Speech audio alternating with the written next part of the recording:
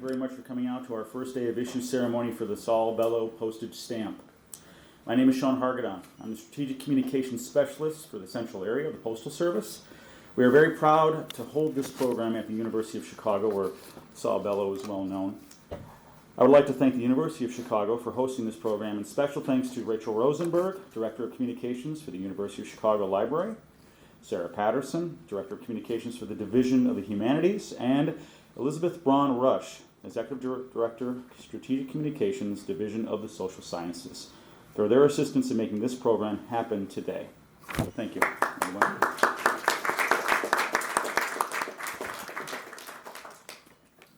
Thank you also to Josh Beck and David Geyer for setting the room up for today's program. And finally, thank you to our speakers, who you'll all soon hear from, our honored guests, faculty, students, and stamp enthusiasts for joining us today. This is a wonderful turnout for this. What can you say about our honoree? Saul Bellow joins a distinguished list of authors and poets who are part of our Postal Service Literary Stamp Series. This includes John Steinbeck, Zora Neale Hurston, Ernest Hemingway, T.S. Eliot, and Mark Twain, just to name a few. The stamp art features a pen and ink watercolor portrait of the novelist and the iconic L train of his adopted hometown of Chicago. We're pleased to offer this stamp and honor Saul Bellow, a great writer and a true historian of the American identity. I would like to introduce our first speaker this morning. Torsten Reimer is the university librarian and dean of the University Library. Torsten joined the University of Chicago in April 2022. He is leading the process of developing and implementing a comprehensive strategic vision for the future of the library, the 10th largest academic library in the U.S., and the home of the Saul Bellow papers. Please welcome Torsten Reimer.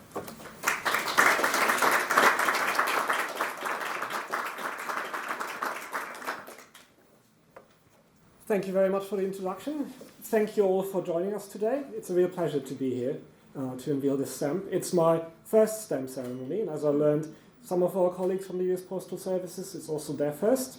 So this is a really exciting moment. Saul Bellow came to this university initially as a student and later as a faculty member. He was teaching in the Committee on Social Thought from 1962 to 1993. Some of his best-known novels include The Adventures of Augie March, Herzog, Humboldt's Gift, Mr. Summer's Planet, and Ravelstein. The novels, including some set in Chicago, made him a prominent citizen of the US and the wider world. Appreciating that others would be interested in his legacy in the future, he began giving his papers to the University Library, starting in 1964. At the library, we ultimately acquired 256 boxes of letters, notebooks, typewritten drafts of novels, photographs, artwork, and other materials that now make up the Saul Bellow papers. And I would like to invite everyone who's interested to come to our Hannah Holborn Gray Special Collections Research Center to consult them. The library and special collections are open to everyone, not just to members of the university community. Looking at these items will allow you to delve into the life and writings of Saul Bellow and understand the role that he played in an extensive network of authors and civic leaders in his day. Perhaps one of his most famous sentences appears at the opening of the 1953 novel, The Adventures of Augie March, when Augie, the narrator, declares, "I'm an American, Chicago-born, Chicago, that somber city. And go at things as I have taught myself, freestyle, and will make the record in my own way. First to knock, first admit it, sometimes an innocent knock, sometimes a not so innocent." Bellow, I think, shares some commonalities with his character Augie, but he also differs in important ways. While both lived in Chicago, Bellow was born in Lachine, Quebec, arriving in Chicago as a 9-year-old in 1924, and becoming an American citizen in 1943. Augie takes a freestyle approach to life, and Bellow developed his own distinctive literary style, composed of a contrasting high and low culture set of elements. Critics describe The Adventure of Augie March as picaresque and meandering in structure, but Bellow's writing process was definitely not directionless. He was a relentless editor of his own work refining character names, sentences across notebooks and multiple drafts, gradually achieving precisely the shape that he wanted. We can see this in his archival papers, observing in the evolution of drafts how he changes the name of a character, improves the structure of a sentence, and changes the point of view. Since we are here with representatives of the US Postal Service for the unveiling of a stamp, I think it's also important to point out that the Saul Bellow papers contain extensive correspondence. Letters in our archive include those between Bellow and writers such as, and it's going to be a long and distinguished list, Samuel Beckett, Lillian Hellman, Delmore Schwartz, Allen Ginsberg, Arthur Miller, Cynthia Osig, Norman Mailer, Philip Roth, Joyce Carol Oates, and Dave Eggers. Bellow also corresponded with political leaders and diplomats, including Ted Kennedy, Lyndon Johnson, Gerald Ford, Richard M. Daley, and Kofi Annan. Our archivist, Ashley Gosseler, who is here, and you might want to ask her some questions later, she was one of the first people to review the full collection of papers as she prepared them for use by researchers. And she remarked that she was especially fascinated to find correspondence between Bellow and another vital figure in American literature, Ralph Ellison, literary critic and author of Invisible Man. Ralph, his wife Fanny, and Saul actually lived together in a house in Tivoli, New York, in the mid to late 1950s, as their letters illuminate. Bellow's cultural impact continues today, as evidenced by the work of researchers, students, and artists who come to a library's archive for information and creative inspiration. Zachary Leader's 2-volume biography of Bellow, published in 2016 and 2019, drew heavily on the archival letters and drafts of Bellow's writing to tell the story of Bellow as an artist whose work did not flag later in life. Already famous and critically acclaimed at age 49, Bellow went on to win a Pulitzer Prize, 2 additional National Book Awards, and a Nobel Prize for Literature. He published his final novel, Ravelstein, at the age 85. Creative writing students at the University of Chicago come to a library to see the drafts of the novels that I mentioned, observing that even a writer as celebrated as Bellow revises over and over again.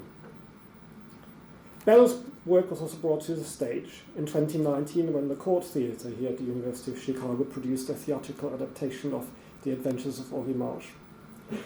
We were delighted to work with the Court Theatre to mount an exhibition at the library that showcased treasures from our Saul Bellow papers alongside materials generated by theatre artists working on the play's world premiere. And our associated web exhibit is still available online. As the release of the stamp brings renewed attention to Bellow's work, we hope that those who are discovering Bellow for the first time, or discovering him again, will come to the University of Chicago Library to learn more about Bellow, his creative process, and the networks that he was part of. As you probably know, Bellow entered into vigorous, even fierce debates in his time as a writer, a lecturer, and interviewee on subjects such as the role of the artist in contemporary American culture and multiculturalism. In turn, his own role in arts and culture has been debated and repeatedly reassessed, not always without controversy. The University of Chicago encourages such debate, and we invite you all in the archives to come to your own conclusions about what Bellow and his work meant to literary history in his time and what they mean for all of us today. So with that invitation now extended, we'd really love to welcome you at the library. I'm now turning back to Sean, who will introduce our next speaker.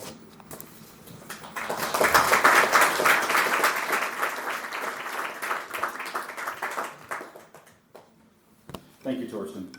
Our second speaker today is Gabrielle Richardson Lear. She is the chair of the Committee on Social Thought, which was Saul Bellow's interdisciplinary home at the University of Chicago.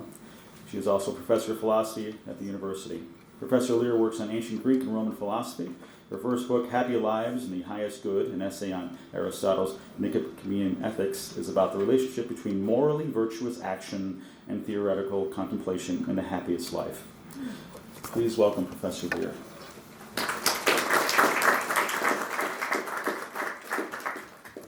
Thank you.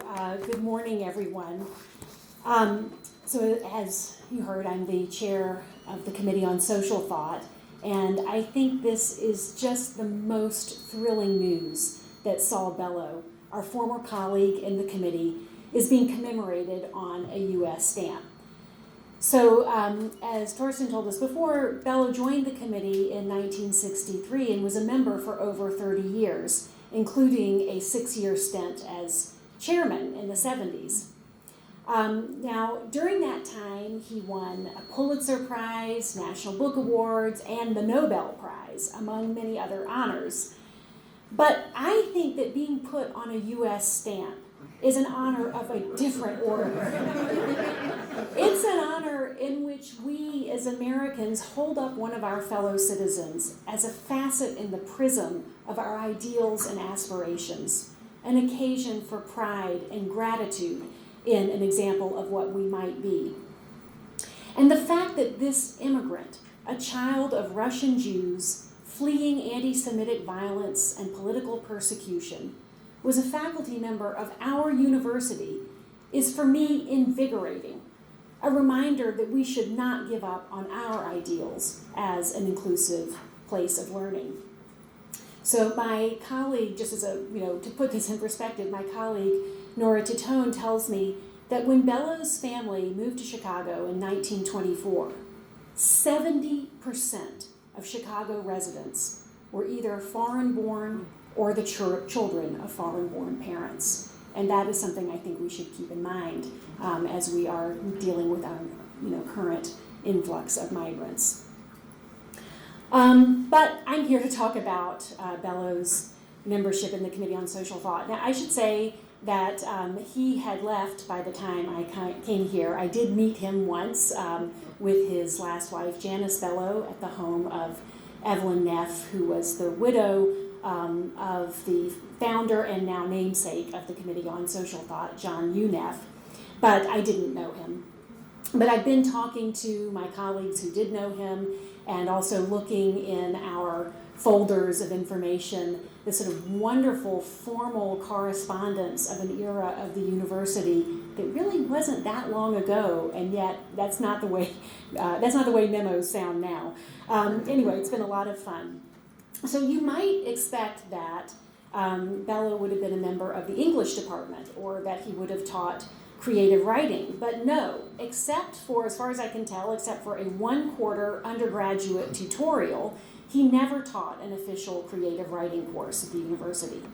Instead, he taught in the Committee on Social Thought, which you might call an interdisciplinary department, but which might be better described as non-disciplinary, a department formed to serve as a counterweight to premature disciplinary specialization, and dedicated to a broad conception of knowledge as attempts to answer questions that transcend disciplines.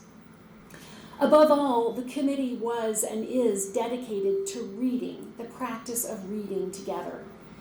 So you can see why such a place might have appealed to Bellow. A novelist, and maybe above all an American novelist or an American immigrant novelist, would not want to be limited to teaching literature of a single national tradition, or even to be limited to teaching fiction. The Committee on Social Thought allowed him to teach whatever books he loved and wanted to talk with others about. He taught a series of seminars, mostly on European novelists, Proust, Joyce, Balzac, Shakespeare. Well, that's not a novelist, but you get my point. But sometimes also on Nietzsche, Goethe, and Rousseau. He often co-taught seminars with committee colleagues, the great translator of Greek tragedy, David Green, and later the political philosopher, Alan Bloom. Now, it's a word about Bellow's interest in philosophy, which I think must be part of what was attractive to him in being in the Committee on Social Thought, certainly the opportunity to teach with Alan Bloom. It seems to me that he was not especially interested in figuring out the details of how arguments worked.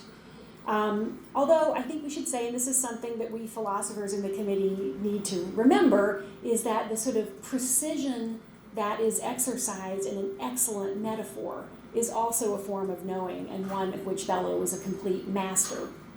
But I think, my guess is, some of you all will know better than I, that what he was drawn to was the attempt by some great systematic philosophers to speak holistically about the world.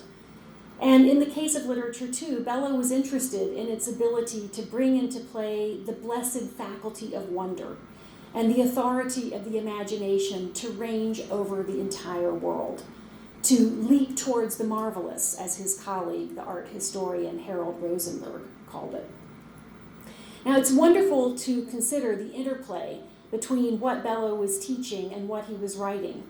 In 1964, the year Herzog was published, he taught Stendhal, Dostoevsky, Dickens, and a course called 20th Century Religious Novels.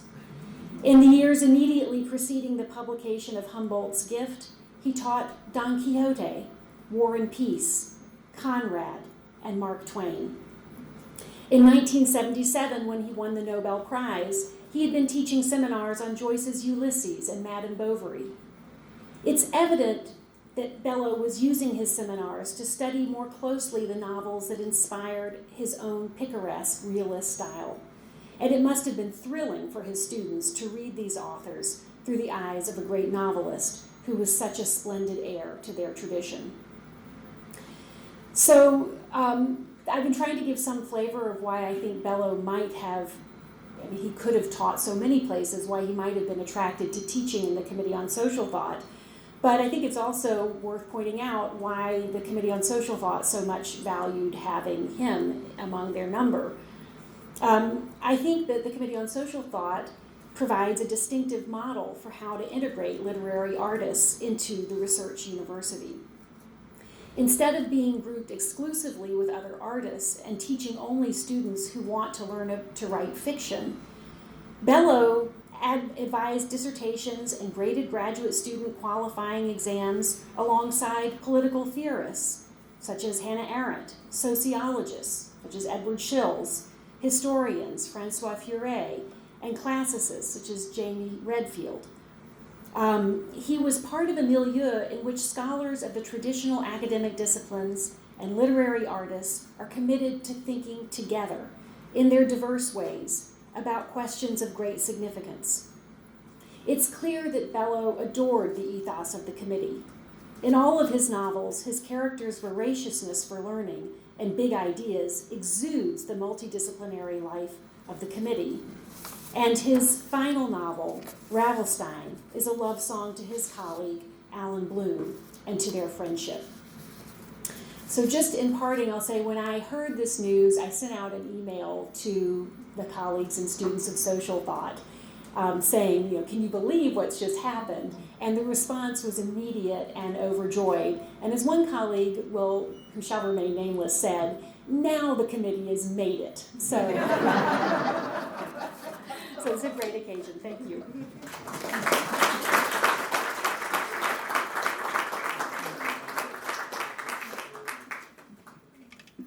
Thank you, Professor Lear. Our third speaker on the program this morning is David Welberry. Welberry is the Leroy T. and Margaret Deffenbaugh Carlson University Professor in the Department of Germanic Studies, as well as a member of the Committee on Social Thought, and the founding director of the Center for Interdisciplinary Research on German Literature and Culture at the University of Chicago. His research interests converge on the late 18th and early 19th centuries, the age of Goethe, and the age of idealism. Please welcome David Welberry.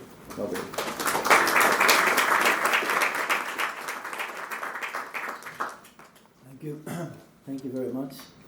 It's a great pleasure and honor to be here. I do not speak as a scholar today. Bellow does not belong to my specialties. I speak as a fan. I'm a devoted reader of Bellow's, and it was a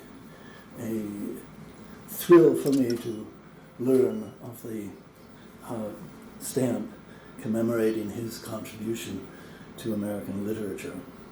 So these are a fan's notes on Bellow's writing. And as you'll see, I'm going to quote the same passage from Augie March that Thorsten quoted, and I can tell you it's being quoted all around the United States today. There's something about that opening of the novel that just picks people up, and I'll get to that in a second. I think that to understand Bellow's literary achievement, it is useful to recall that his first two novels, Dangling Man from 1944 and The Victim from 1947, were cast in the mold of mid-century European existential malaise. The mood is bleak, and a dark past engulfs every possible future. Then, half a decade later, Bellow found a new voice that carried him along toward the first of the 3 National Book Awards he would eventually receive.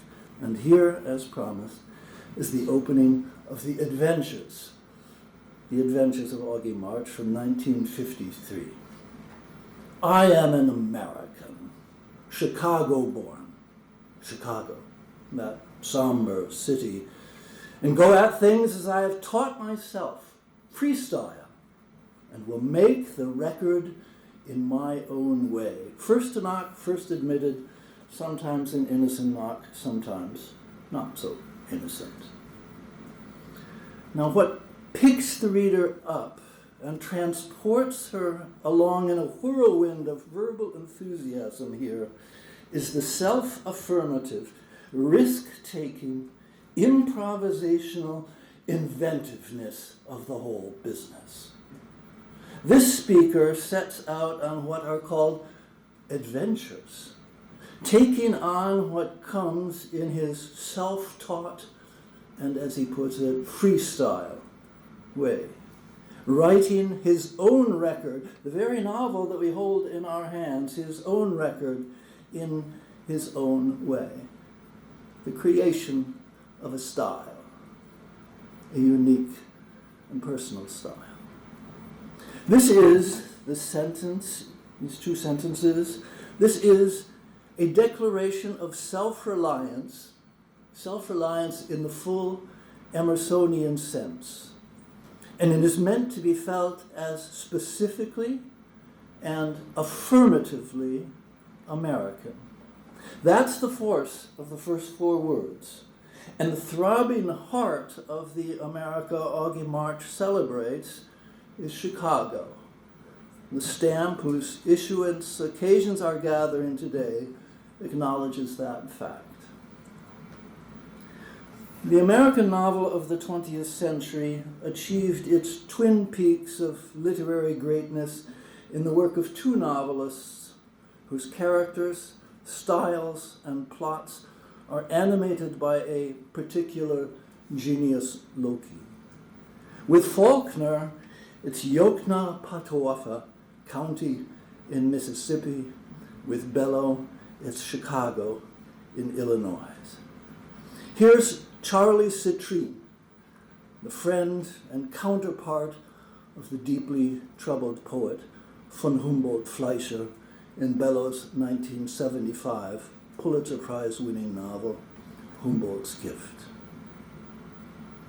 I could feel the need to laugh, rising, mounting, always a sign that my weakness for the sensational, my American, Chicagoan, as well as personal craving for high stimuli, for incongruities and extremes, was aroused. That's it, exactly. Chicago for Bellow is a zone of emotional, intellectual extremes, and his writing leaps, often within the space of a single sentence, from one such extreme to the other. It is, as Augie March puts it, a somber city, but it flashes with explosions of the sensational. And all of this rests for Bellow in each of his novels on a flow of money. From Augie March to Ravelstein, Bellow's plots are carried by a stream of capital. His main protagonists tend to be in debt, but there always seems to be an uncle or a brother who's hit it big, and from whom the economically hapless central character can get a loan. Moreover, in Bellow's Chicago, there is almost always an undertow, surprise, surprise, an undertow of corruption. But at the same time, and this holds across his entire oeuvre, so many of his characters evince intelligence, erudition, even, I would say, biblical depths of feeling.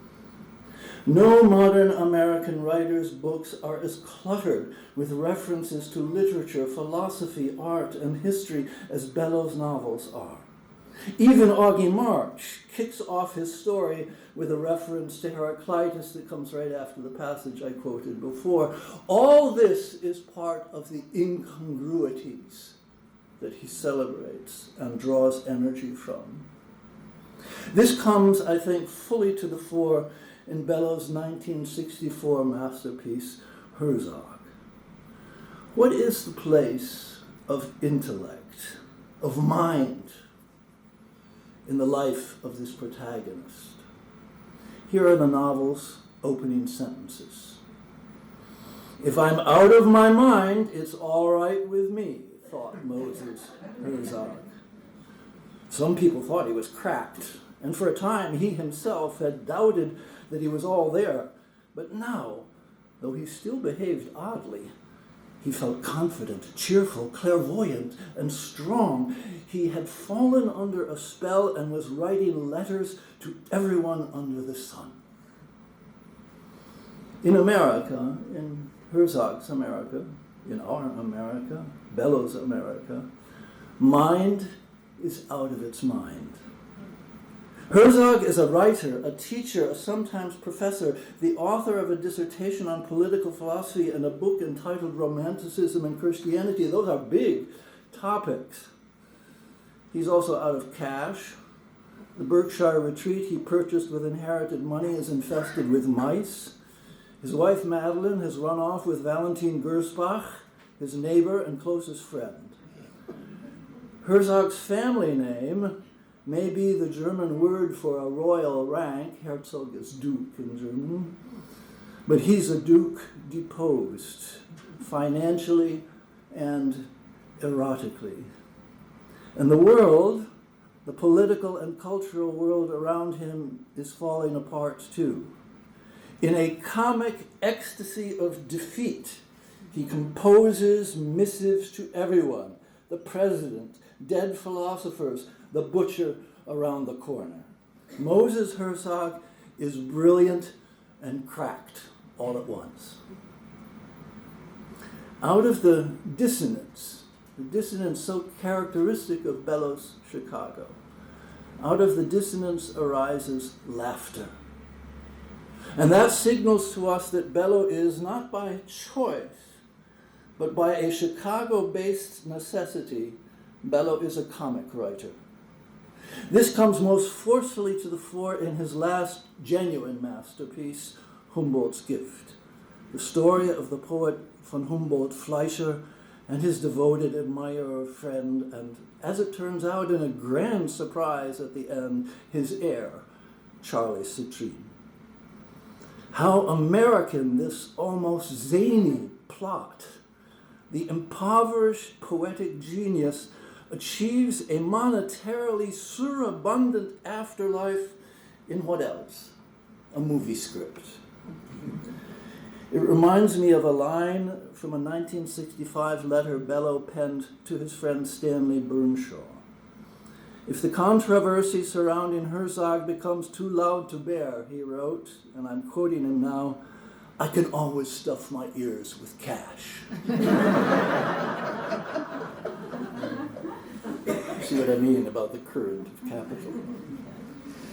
But today, especially today, we should remember that all is not comic in Bellow's world.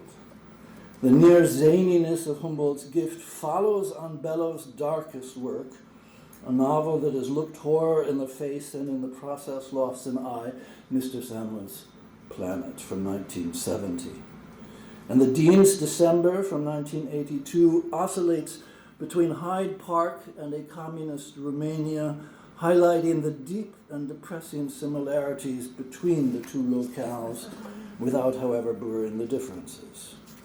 Perhaps the most important lesson that Bellow's work offers us today is the demonstration of how precarious this place called Chicago, the throbbing heart of his American democratic vision, really is. Thank you very much.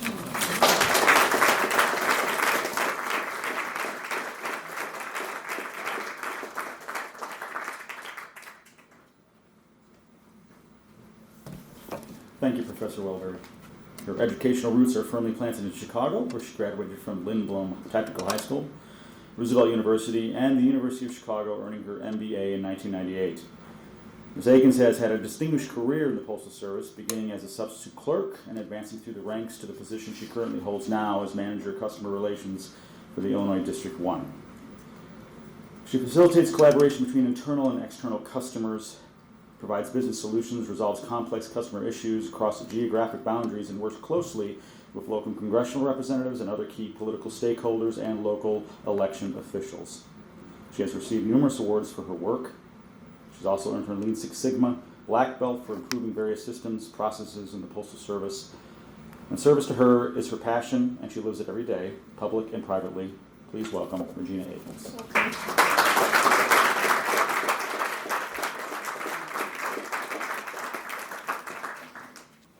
Good morning, everyone, and thank you so very much for the wonderful introduction, Sean. It's kind of interesting hearing about me from someone else. As Sean mentioned, I am Regina Akins, the Illinois 1 District Manager of Customer Relations for the Postal Service, and I am so very happy to be here today at the 34th Literary Arts Stamp honoring Saul Bellow. I'm very honored to be at this program since I am a proud graduate of the University of Chicago. Going to school here and being an alumni was a great accomplishment for me and one that I'm so very proud of. With that, I would like to move on and acknowledge and thank all of our speakers and honored guests, faculty, students, and others joining us here today. This is regarded as one of the greatest American authors of the 20th century. Saul Bellow took on large themes in his novels, including the pressures of material culture, the role of the artist in society, and the nature of the American identity. Born in Quebec, Canada in 1915, Bellow and his family later relocated to Chicago, where they became part of the city's immigrant Jewish community. Bellow would ultimately remain in Chicago for the rest of his life and often set his work here. And this is one of the reasons why this is so very special when we can honor one of our own. We have heard today many stories about Saul Bellow and his life and works and his legacy here at the university. He was recognized with numerous honors during his lifetime, including the National Book Awards, Pulitzer Prize, and in 1976, the Nobel Prize in Literature. And I quote, "Human understanding and subtle analysis of contemporary culture that are combined in his work." That's phenomenal. He also earned the National Medal of Arts, the highest award given to artists by the U.S. government, and the National Book Foundation's Lifetime Medal for distinguished contribution to American letters. And now, the Postal Service is pleased to add this impressive list of accomplishments with the presentation of this year's Literary Arts Stamp honoring Saul Bellow. I'd like the speakers to join me over at the unveiling, please.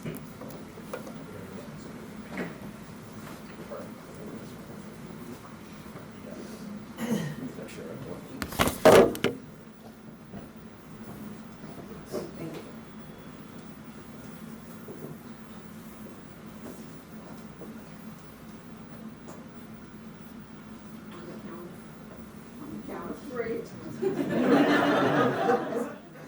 1, 2, 3.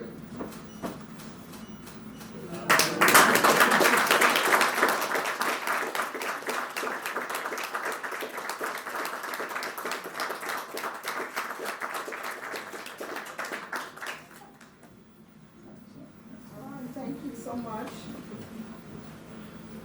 Now, if the panel would like to join us, we can sign the programs, which is customary in events like this.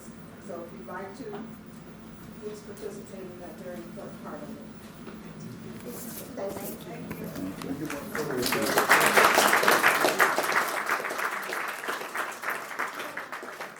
We'll be leaving the stamp enlargement that was unveiled here with the university. The 3-ounce Saul Bellow stamp is available online at USPS.com and at post offices nationwide. Also here at the program, you can also purchase in the back the first day of issue envelope of today's event and the stamps themselves, and have it canceled with a special postmark for today to commemorate the event. Thank you all again. Enjoy the rest of your day.